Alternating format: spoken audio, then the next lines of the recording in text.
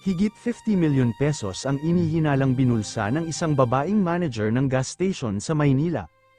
Nabisto siya nang magtaka ang kanyang mga katrabaho kung bakit tila biglang yaman ang suspect.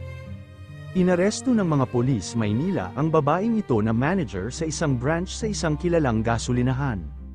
Wanted ang babae sa kasong qualified theft.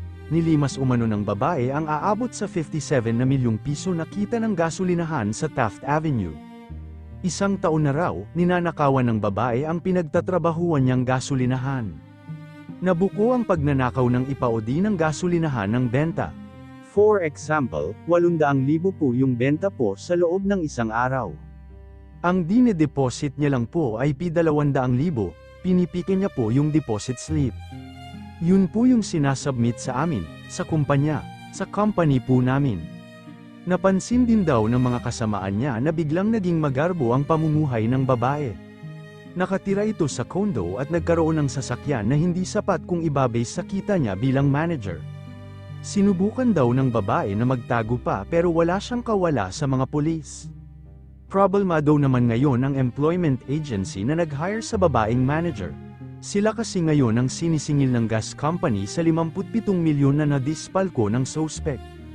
Sinampaan na ang babae na 60 counts ng qualified theft at falsification of documents. Samantala, sumuko sa La Loma Police Station 1 Lunes ng gabi ang lalaking ito na tinakasan ng bayarin sa isang gasolinahan sa Balintawak, Quezon City noong ika-22 ng Marso. Nanggaling po siya ng Bulacan, nakausap po kasi namin yung may-ari ng sasakyan at kinausap niya itong driver niya na sumuko na lang at para makaibigay niya rin yung mga sagot niya sa mga katanungan natin. Nakatakip ang mukha ng suspect at mangiyak-ngiyak na nagpaliwanag sa ginawang krimen. Nagpakilala siyang TNVS driver, nagawa niyang takbuhan ng higit 5,000 pisong ipinakargang diesel. Dahil wala na umano siyang kinikita sa biyahe sa tumal ng booking at mahal ng produktong petrolyo.